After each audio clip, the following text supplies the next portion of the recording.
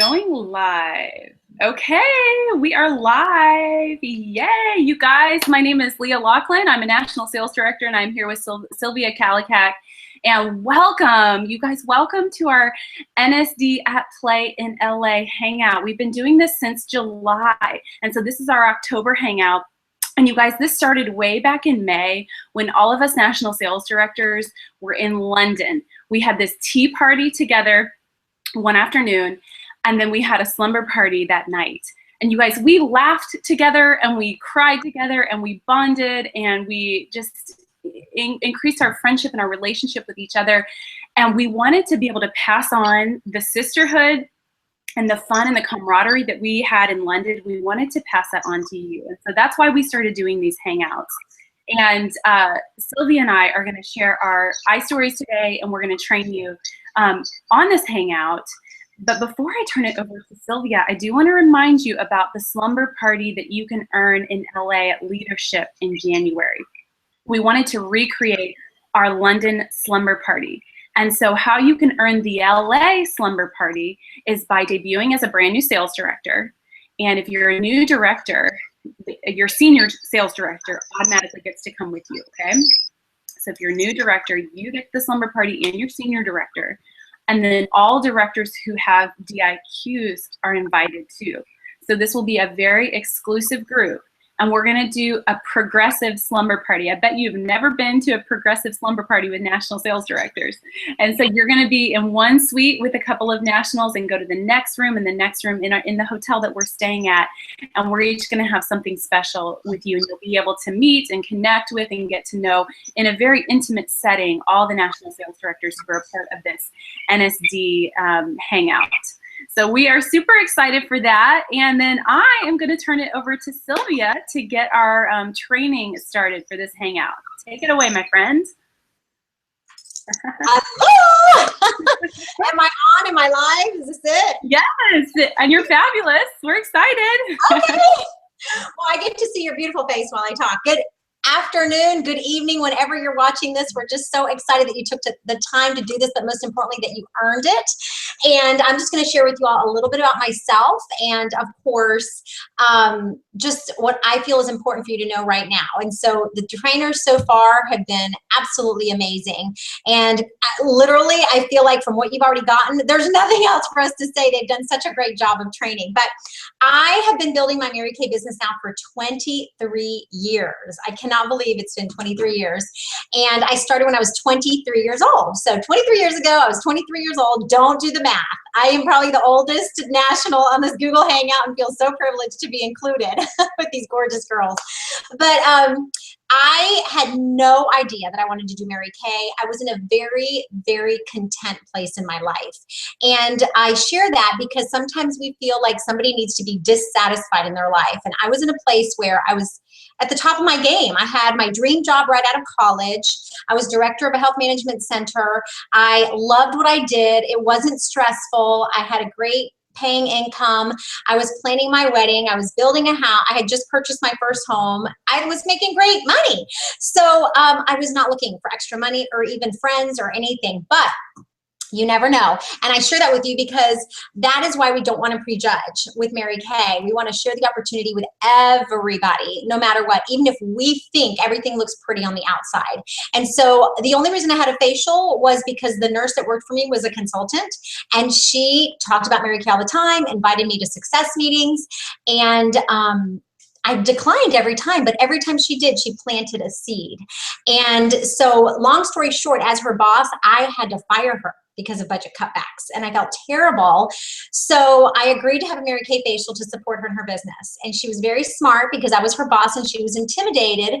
She invited her director to come with her. So keep that in the back of your mind, that if you ever meet somebody that intimidates you, bring your director along. And her director said the magical words, one of the magical words, and I'm going to share with you all more later, and that's, watch what I do today and see if you can see yourself doing it too. And I looked at her and I thought, well, clearly Josephine did not tell her who I was. I mean, had she known I was the director of the Orlando Health Management Center, she would never think for a minute I'd do Mary Kay. Well, she did do that, but I will tell you, those magical words gave me a paradigm shift. And I share that with you because when women have a mirror in front of them, what is their instinctual thing to do? It's to look in the mirror and see their imperfections. And before Mary Kay, I had very bad acne prone skin. And I can assure you that the whole time during that facial, I would have just been looking at all my pimples, knowing the products wouldn't have worked. And you give any woman a mirror without makeup on, they're going to immediately look at their imperfections. And so because she said that, I didn't do that. And I actually did watch what she did. And it didn't look hard. It didn't look complicated. She created a little discomfort in my life, even though I was content. She did ask questions and she said, so you're going to have children someday. What are you going to do when you have children? And since you're working a full-time job. And so she made me think a new thought. And I loved that she had 6 children. 2 were multi-handicapped and 1 was deaf. She earned her first 4 months in her business. And I thought, wow, like she can make 6 figures and be home with kids. I couldn't do that as a dietitian. So by the end of the facial, she said, it's $100 to get started. Go ahead and get your checkbook out. And I went, okay. So there I was becoming a Mary Kay sales beauty consultant right there on the spot. So again, she was not afraid to ask the closing questions at the end of the class. Sometimes we think that people need to get out of their seats and jump up and down and say, sign me up, sign me up, sign me up. But sometimes we just simply say, let's just get you started today. It's not like they're buying a house or planning a wedding or anything huge. So don't be afraid of asking the closing questions. And so that day I became a consultant. Did it part-time, 10 months later, earned my first free car, and then 3 months later became a director and a Fabulous 50s director. And the rest is history, but I will say this, I'm so grateful that I worked with a sense of urgency early on in my business because I had no idea at such a young age what was ahead of me. And life is always full of ups and downs. And the beautiful part about this business is that it can be part of that roller coaster with you. And it can just take you along the path no matter what's going on in your life, good, bad, indifferent, exciting times, anything. And I have been in this business long enough to live that. And so I did build my business and I earned my first Cadillac a couple years later, was 27 years old on my first top director trip, earned my first trip I ever did, my first unit club I ever did was 550 and then 850. So, you know, you don't have to start small and go gradual. You can just go for the gusto once you have that mental switch. And as life would have it, some of you all know, and I mentioned this story just to inspire people, I do have a son that's autistic, and he was 2 years old when he was diagnosed 17 years ago, and people didn't know what that was.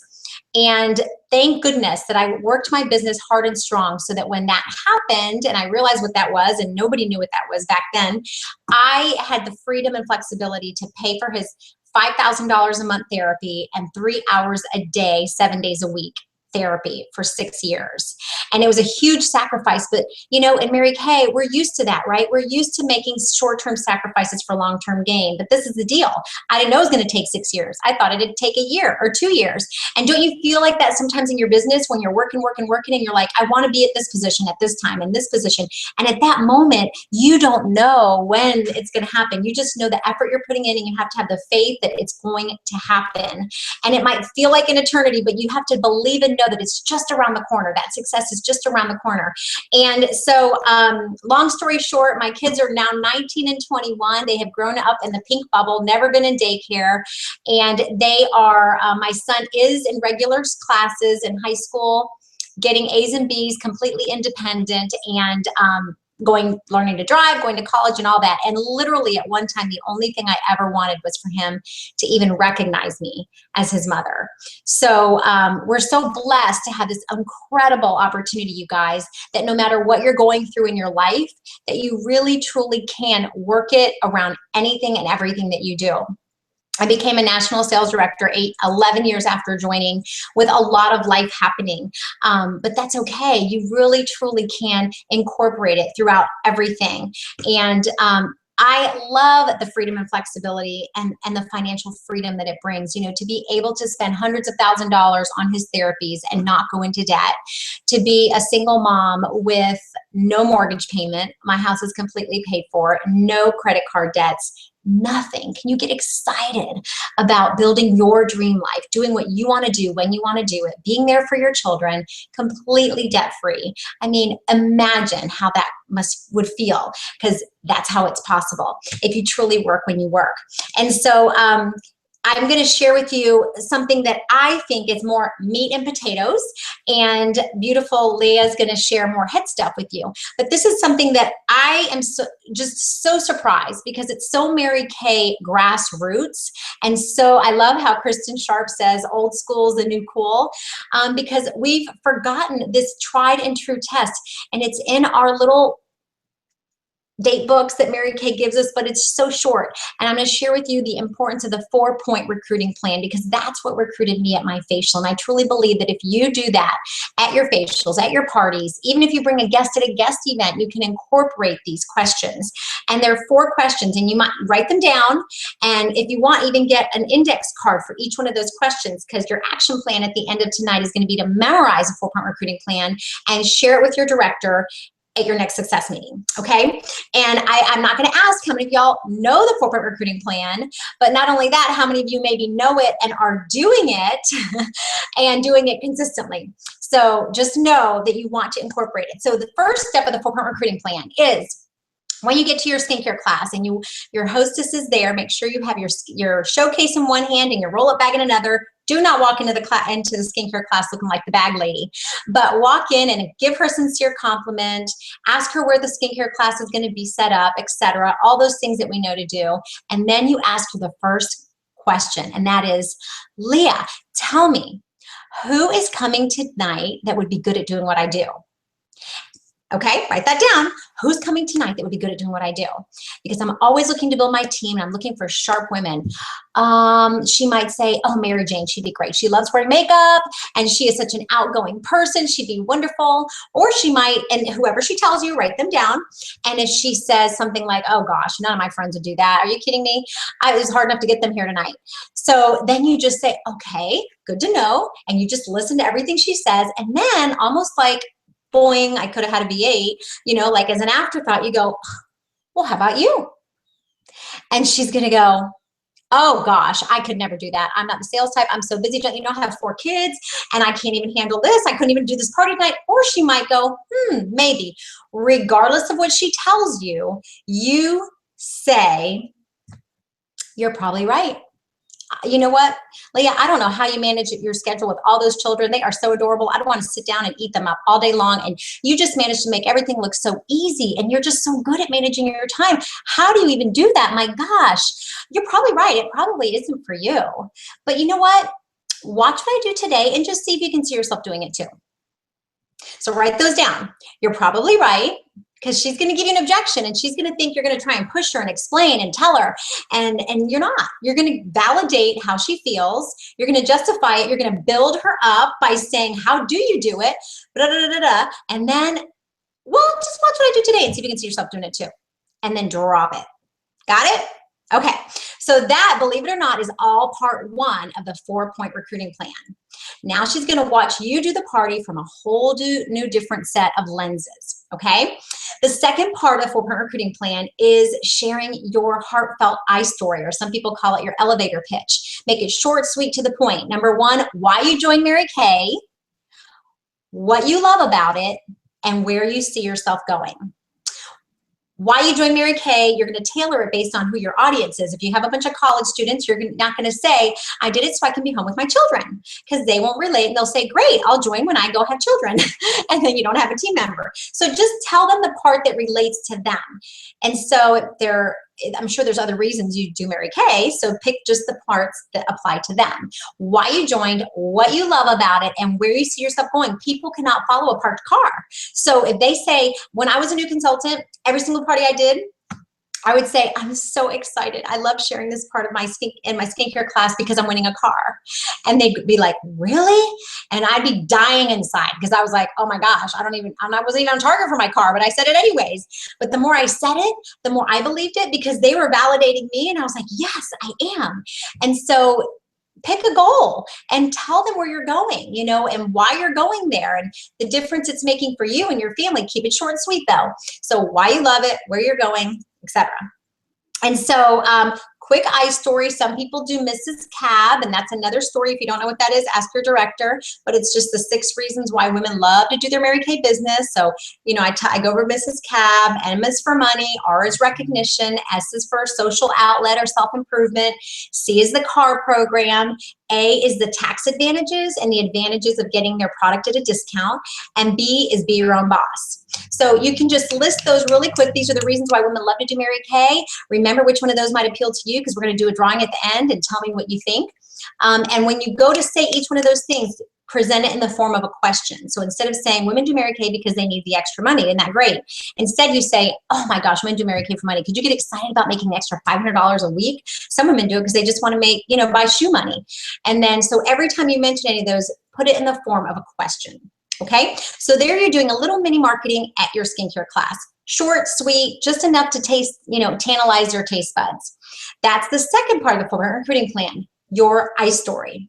The third part of the 4-point recruiting plan is for you to select somebody at your party that you want to be on your team. Believe it or not, sometimes it's the person sitting there with their arms crossed that says, I don't even want to try it.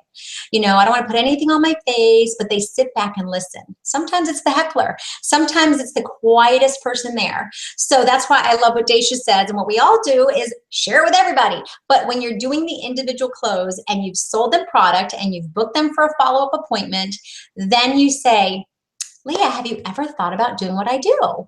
And she's going to say probably what the hostess said. Oh my gosh, no, I have 4 kids and I don't have any time and I'm not the sales type. And she's going to say all those things, and you're going to listen intently, and you're going to just agree with her, give her validation, and say, wow, you are amazing. You're probably right. I don't know how you could fit one more thing, but you really seem to do a good job managing what you do. I mean, you could probably give me a few tips. So that's okay. But you know, you saw what I did tonight. And if you want, I can just give you a little bit more information after the class today and give you a free gift for listening, or you can meet me for a cup of coffee, and you might just be a great talent scout for me. You can also give her, if you have somebody's opportunity hotline number to listen to in the car on speakerphone on the way home, or I know many of these great nationals have videos that you can just text them and they can watch it. But you know, just give them an incentive to hear more if she doesn't sign on the spot. So you might say, you know what, I'm always looking for talent scouts because you're the caliber person I'd love to work with. So if you just hear this information and live and in person or through these venues, then I will give you a free product for helping me with my marketing survey. However you want to word that, but offer the opportunity, and don't be afraid to close on the spot, just like my director did. So if she says, yeah, I've kind of thought about it before, but no, I'm just kind of scared, say, well, you saw everything I did tonight. Did it look like I physically worked really, really hard? Like as hard as you worked at your job today?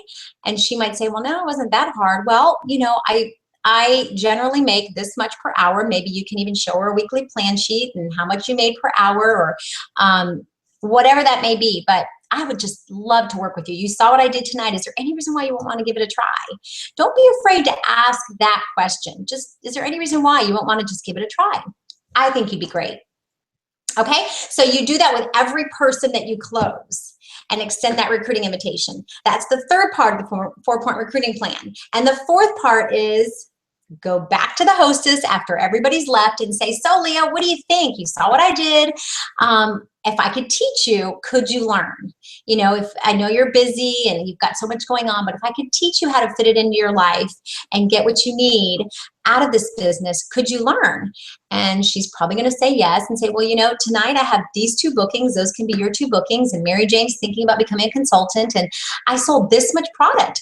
So many times I think we expect to sell so much. The average party is what, $300, 150 profit. So whatever you sold, but don't be afraid. Even if you sold $50, you guys, that's $25 profit in an hour and a half. I mean, that's more than minimum wage, pretty much, right? So don't be afraid to just, the 50% is the 50% is the 50%, which is great. And that is what recruited me. You don't have to tell them all about leadership at that moment, depending on their personality, but definitely go back to that hostess and closer. If she's still not ready, then you ask her for referrals. So those are the 4 points of the 4-point recruiting plan. Who do you know that's coming tonight that would be great at doing what I do? How about you? You're probably right. Watch what I do today and see if you can see yourself doing it too. Number 2, your I story, Mrs. Cab. Number 3, select everybody and share. And number 4, go back to your hostess and make sure that you close her. And again, if it's not for her, then you want to ask for referrals. So that said, I just want to leave you with this. Are you willing to take a risk and fail? Even if it's just practicing the 4-point recruiting plan. At your success meetings, when that guest walks in, you could do those questions. You can say, Susie, I'm always looking for sharp women to do Mary Kay. Who do you know that would be good at doing what I do? Watch what we do tonight and see if you can see yourself doing it too. You would do the same thing. But be willing to ask the question and get a no. Don't be afraid of the no's. Don't be afraid of the perceived failure, because you have to be willing to fail in order to succeed, okay?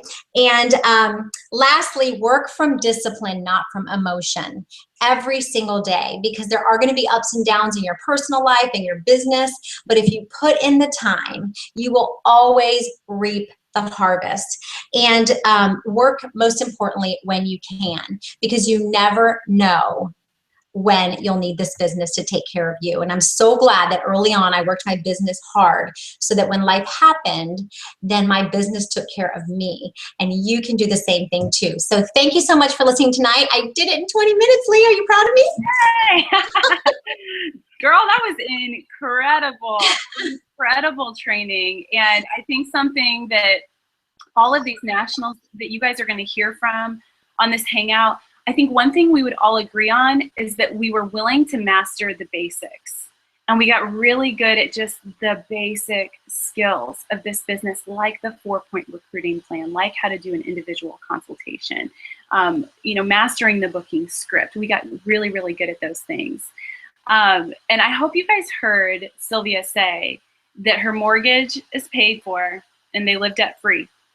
Okay, do you understand the amount of choices you have when you live like that, and when you have a business opportunity that can enable you to live like that? And I did do the math on your 23 and 23, Sylvia, and girl, you must use Mary Kay. You are like slamming, smoking hot.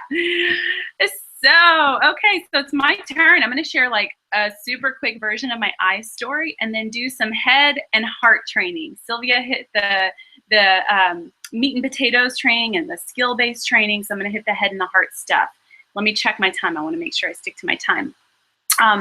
Okay, so quick I story, you guys. I started when I was 23 years old. I was newly married, had just graduated college with an education degree. I was teaching 3rd grade, and Mary Kay came into my life through a really good friend of mine who's actually in Mary Kay. She's going to be a national sales director soon and drives a pink Cadillac right now, and she layered me really, really well. She layered me well, and so I got started, and I said I started for the money, but I think I really started for the challenge. And in the back of my mind, I wanted to prove that Mary Kay didn't work. Okay, it's kind of a weird way to start a business opportunity, but I knew I would give it my all. And I just wanted to prove that like, this isn't as good as they say that it is. Okay, so that's how I started. And I promise you, you would not have voted for me as the most likely to succeed. Had you known me or seen me at the time, you would not have said like, oh, that girl's going to be a national in 6 years. You would not have said that. My husband, Cliff, had to drive me to my first few parties just so I would go. And he would have to give me a pep talk and like be really funny. So I would start laughing just so I would be willing to like get out of the car and go hold the party. That's how scary it was to me to hold my first few parties. But I was committed to just doing everything my director told me to do. You guys, she said jump and I said how high. And so I did power starts because that's what she told me to do. She said, do 30 faces in 30 days. And so that's what I did. I didn't even think I really had a choice. I thought I would get like kicked out of Mary Kay if I didn't do my power start. And so that's what I did for 5 months and had a great time, made great money doing Mary Kay, was building my confidence, building my customer base. Everything was great. But after 5 months, I actually considered backing away from holding parties and just kind of slowing down with my business. Not because anything was wrong, but it's because I did not have vision. You guys, I had no big vision, and there was no big thing I was working for, no deeper why that I was working towards at that time besides just making a little extra money. And so thank God my recruiter talked me into going to seminar, and I went to seminar that year, And that was around like maybe the 5 or 6 month mark since I had started my business. So I was still a fairly new consultant. And I went to seminar, and that's where I caught my vision. And I really can say the rest is history from there, because that's where I caught my vision. And it was one of those moments where I remember exactly where I was sitting. I remember what I was wearing. I remember how I was feeling. I mean, I just remember every moment so clearly. And once I caught that vision at seminar, like something just clicked. And I went from very curious about Mary Kay to very, very serious about Mary Kay. And I chose from that moment on, I chose to be what I call all in, all in. And I want to talk about what all in means, because I think this is an important part of my story that was just such an important piece from going from ordering my starter kit to debuting as a national 6 years later.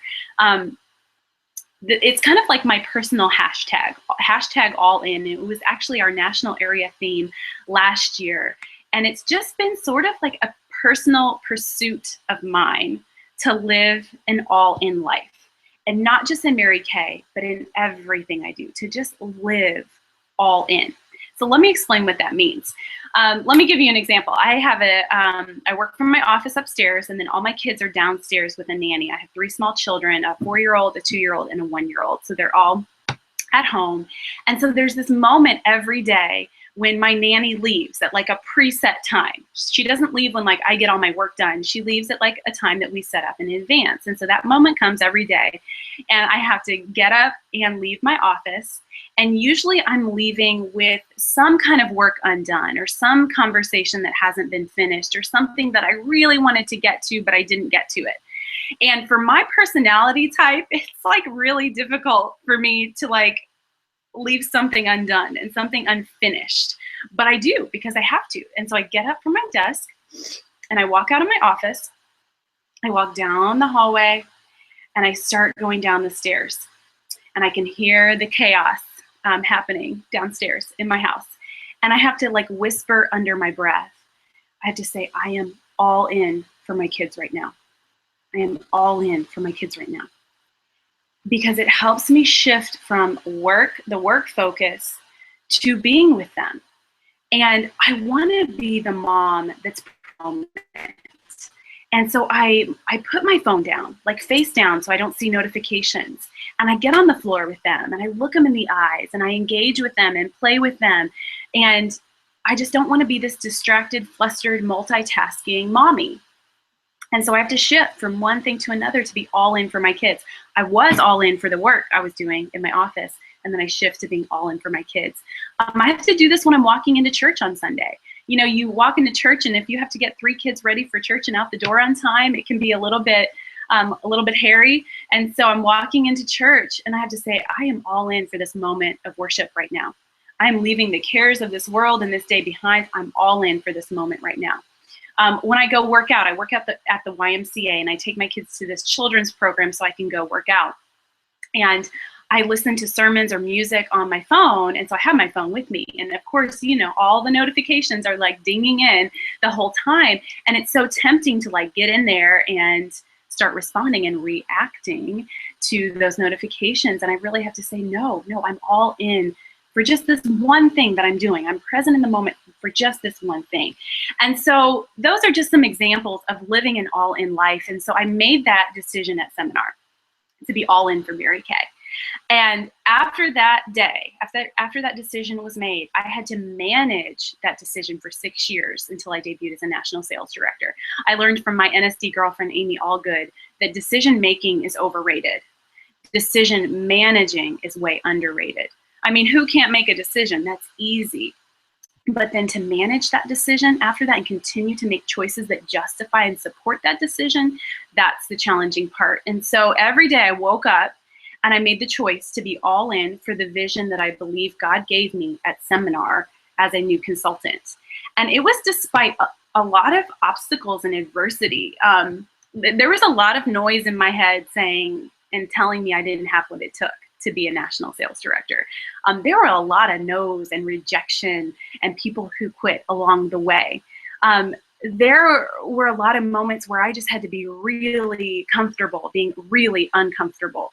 and just really had to do everything scared in Mary Kay. And I'm just going to be completely transparent. And I think other nationals would say this too, that every goal I've pursued in Mary Kay, there was always that like nagging fear that it wouldn't ever really happen. I don't know if you guys can relate to that. But instead of promoting that fear, what I learned to do was make the choice to be all in anyways. That's what I learned to do. And you learn to do that in a lot of different ways. And a lot of it's directly related to self-coaching and the conversation that's happening in your head. But we're not going to talk about that today. But that's a big piece of it. And sometimes we have this illusion that really successful people, like they don't have those fears and those doubts and those worries. But let me assure you, they do. We all do. But successful people keep their eyes on the opportunities, not on the obstacles. And so I didn't cave to that fear that the goal wouldn't ever happen. I didn't cave to that fear because I knew the fear was a lie. And I intentionally chose to be all in anyways. Because, you know, you don't like sort of parachute, okay? You're either in the plane or you are out of the plane. You're never sort of pregnant. You are either pregnant or you are not pregnant. And it's the same with pursuing your vision. You don't sort of chase down a vision. You have to be all in, despite the fear. Both hands, both feet, with your heart over the line. And I talk to women all the time who seem to have what they believe is a God-given vision, but who are really unwilling to commit both hands and both feet. They'd rather keep one foot in and one foot out. And just in case it doesn't work out, it's easy to pull that other foot out and they're done. They're moving on to the next thing. They try to protect themselves, okay? That's what we feel like we can do. If we keep one foot in and one foot out, we'll like protect ourselves. But I don't believe in that. A woman who's unwilling to be all in is really unwilling to fulfill the fullness of her vision. And I call it like being on the fence. When you've got one foot in and one foot out, you're like on the fence. And let me tell you that nothing exciting happens on the fence. If you're on the fence, get off the flippin' fence this year, you guys, and make the courageous decision to be all in. Because all in is the only way you can roll when pursuing your God-given vision. And I believe that she who shrinks from that challenge spends her life wondering, like, what could have been and what should have been had you been all in. Okay, but not you and not this year, because I know you're gonna make that choice and you're ready to make that choice. And so let me shift now to some training that I wanna do today. Like I said, Sylvia did some skill-based training, and I wanna talk about something that trips us all up, and I've already touched on it already. So here we go. Did you know, you guys, that 2/3 of businesses, so that's 66%, of businesses in America fail? Okay, 66% fail. Okay, that's not a very encouraging statistic, is it? But I want to talk about why they fail. Because when we know why, we know how to equip ourselves to avoid that and experience epic success. Okay, so they did studies and they found that these entrepreneurs who were opening these businesses, they were failing not because of a bad product, okay? Usually they had a great product. It also wasn't because of a lack of capital. They usually had the funding all set up, and it wasn't even poor marketing that caused the failure. It was this one thing they found from doing these studies about businesses that fail in America. One thing was causing these businesses to fail. Do you want to know what it is? It's the lack of emotional strength and fortitude and courage to feel the fear, but proceed anyway. That's why businesses were failing, okay? It was a lack of emotional strength to feel the fear, yet proceed anyway. That was the #1 reason they found that these businesses were failing in America. And so we're gonna talk about fear, and we're gonna talk about how to overcome it, because I think it's something that affects all of us. And it's something that like nobody has a leg up on this, okay? I don't care who you are, where you're from, what background you have, what advantages or disadvantages you have. We all face fear in some way, in some form, along our journey, especially when you get started. And so we have to learn to manage it. We really do. We have to learn to manage the fear. And so I'm going to teach you some unique and effective ways to calm the fear and to get tough, like to get tough, and to build up some immunity to rejection, negativity, and doubt. Because we want you to build something that not only survives, but that is thriving. We want you to build a thriving business, something that's sustainable, something that's built to last. And I think to do that, we need to learn to overcome fear. And I think the first mistake people make with fear is that they think that it's real. Okay, that's the very first mistake, is that they think the fear is actually real. But it's not. It's actually an illusion that we create in our mind. It doesn't actually exist. Like, we make up the fear. And I'm going to talk about that a little. We're going to dig into that a little bit more, because reality is often not what actually is. The reality of reality is that it's what we interpret it to be, even if it's not based in truth. Okay? And so we often create an illusion, and that's what fear is. And so you get the life you create. I don't know if you've noticed that, but you get in life what you create. You create what you expect. And if your expectations are based in fear, it produces mediocrity and regret. And so let's get out of a fear-based mindset.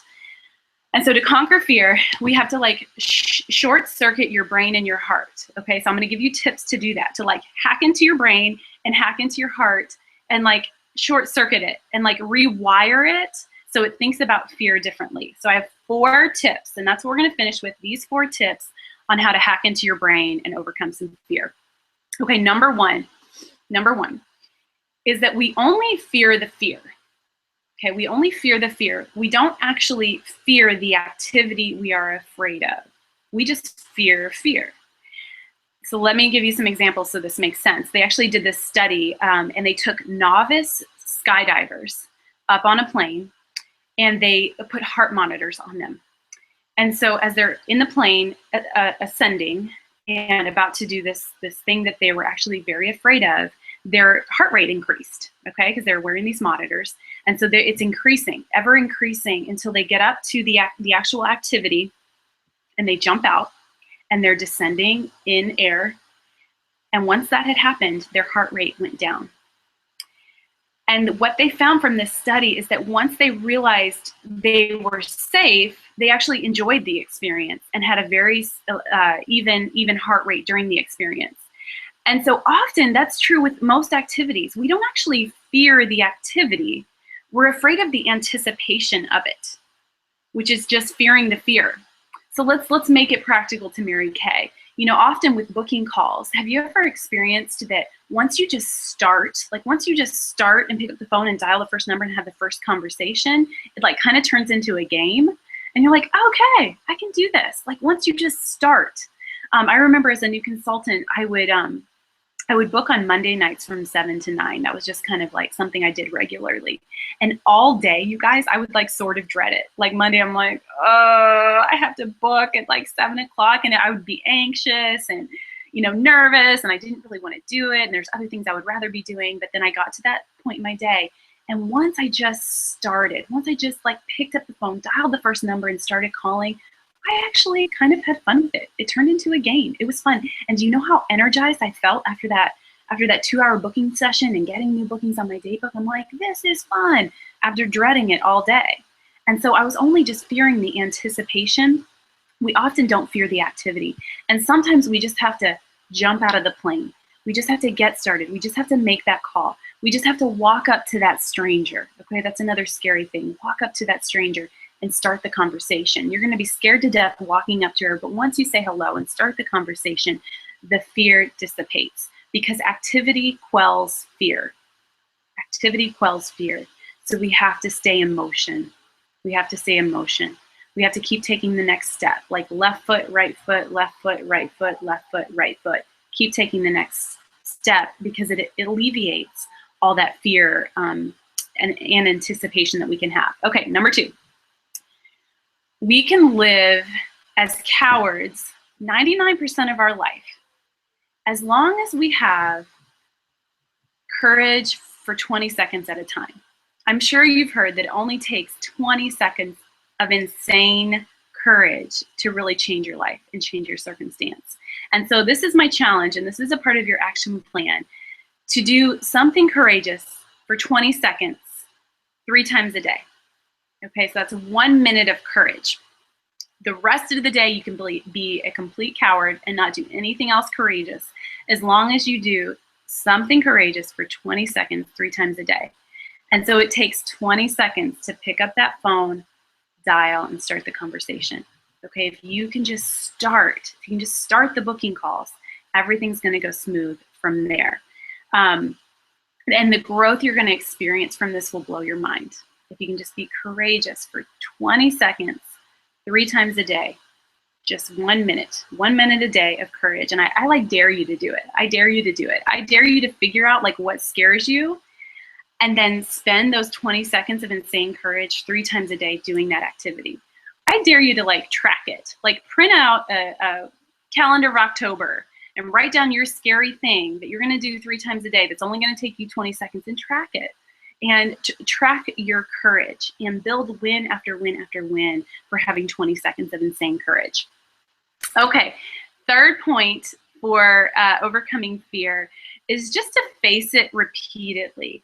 Face it repeatedly. You want to habituate yourself to fear. Okay, so that's what the military does. They take these young teenage boys and they turn them into men and into soldiers. And what was once terrifying to them becomes normal. And they take these teenagers and they get them used to bullets and bombs flying, and they teach them to actually run toward danger instead of away from it. And they do that by habituating them to the fear. They become warriors in boot camp because they are just put in stressful circumstances over and over again, and forced to face the fear over and over again. And so fear becomes normalized, okay? And so thankfully in Mary Kay, we don't have to do anything crazy like go to boot camp. We just have to pick up a phone. But you can habituate yourself to fear by just doing it over and over again. So let me tell you a quick story about how I did this. I was deathly afraid of the phone as a new consultant. And I got to a point where I just needed some bookings. I was really great at booking for my bookings, so I kind of kept my power starts going. But then I came to this place where I'm like, okay, I just need to take the next quantum leap. I need more bookings than I have right now, so I had to get on the phone. And so I got this idea at seminar to get 100 no's in a month, 100 no's.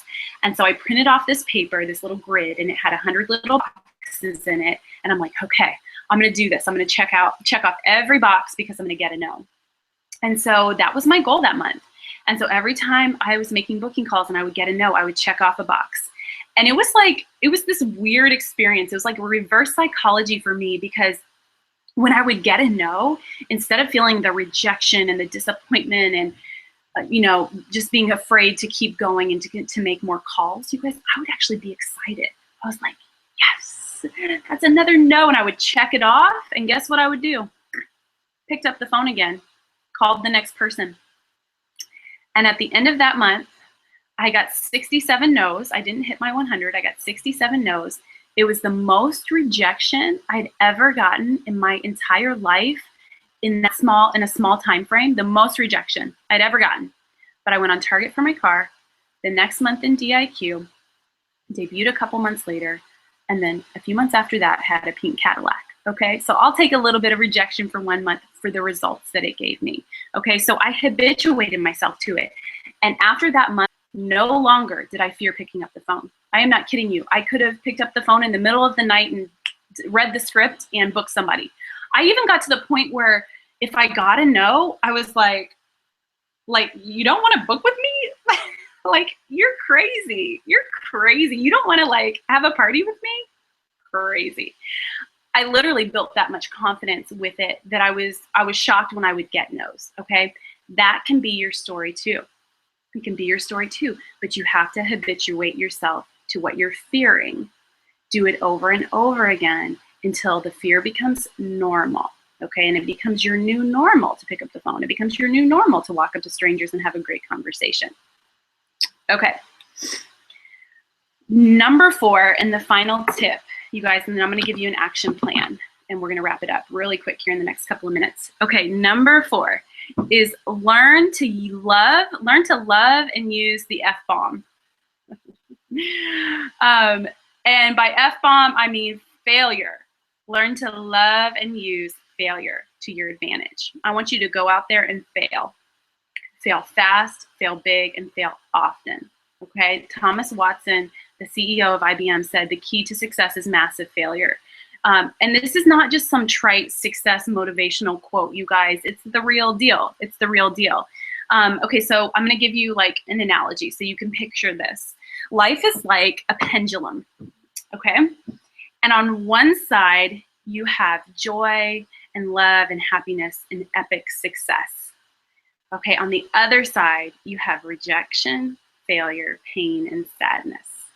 That's the pendulum of life.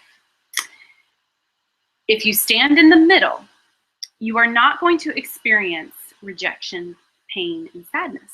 So yay, you won't experience that. But guess what? You're also not going to experience joy and happiness and epic success when you stay in the middle. And the middle is called your comfort zone. And just like nothing exciting happens on the fence, nothing exciting happens in your comfort zone.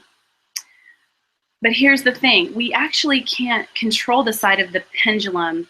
We can't control the joy, happiness, and epic success side. We can't just like swing over there, okay? The only way to get to that side is to swing the pendulum high and wide and hard on the side of rejection and failure. And the higher and the wider you swing it on that side, it will swing back in equilibrium to the side of epic success, happiness, and joy. Okay, I promise you. The further you swing it on the side of failure, the harder it's going to swing back on the side of success. Okay, and my 100 no's story is the perfect example of that. I swung that pendulum hard on the side of rejection. I'm like, I'm getting 100 no's. Got the most rejection I'd ever received. And the pendulum swung back very hard on the side of success. And as an entrepreneur, you guys and Mary Kay, there will be hard days. There will be failures. There will be disappointments. But the good days are like so freaking good. And the life you can live and the lifestyle you can have and the choices you can give your family I promise they're worth it. I promise they're worth it. 9 years into this Mary Kay business, I would take any no, any rejection, any failure over again to experience the life and the choices that this business opportunity has given me, okay? So learn to use and love the F-bomb called failure. So you guys, I'm gonna wrap it up with an action plan because you learned all these things on this Hangout, but unless you actually take action on it, you may as well have not listened or watched this because who cares if you're not going to apply it and take action. So here's the action plan. Sylvia's 4 points that she gave you. I want you to actually write them out on an index card, and those questions and that languaging that she gave you on how to walk through each of those 4 steps, I want you to get it on an index card and memorize it. Because unless it's memorized in your head, you're not going to do it. You're going to get to a skincare class, you're going to be on the spot, and you're going to be like, oh, what do I say? What do I ask her? Oh, crap. Forget it. I'm not going to do it. Okay, so you've got to memorize it. Get the 4 points on an index card and start studying it. Practice it at your meeting. Practice it with your sister consultants, okay? Number 2, figure out what is going to be your 20 seconds of insane courage. What's that one thing that you're going to have to do for 20 seconds every day, 3 times a day, that's going to just change everything in your business? What's that going to be? And I want you to actually track it and try it for the next 5 days. Like I dare you to try it for the next 5 days. Have 20 seconds of insane courage with the thing that scares you on Mary Kay. Do it 3 times a day for the next 5 days. And let me know what happened. Okay. Last thing is to get 50 no's by the end of October. So it's now the middle of October and there's about 2 weeks left. And so I tried to get 100 no's in a month. Now with 2 weeks, I want you to get 50 no's. Try to get 50 no's in these last 2 weeks to habituate yourself to rejection and swing that pendulum high on rejection these last 2 weeks so it swings back high on the side of success. And so we love you guys, and thanks for tuning in. And Sylvia, do you have any closing comments? Girl, I think you got it all covered. I am so ready to go get the 50 no's myself. How exciting. So thank you all so much. Be fearless this month and make it your very best month. This is a crucial month that will make all the difference, not only in where you're going to be January at leadership, but where you're going to be at the seminar year end. So we'll look forward to seeing you at leadership and getting your picture taken with us in your director suit. Yay.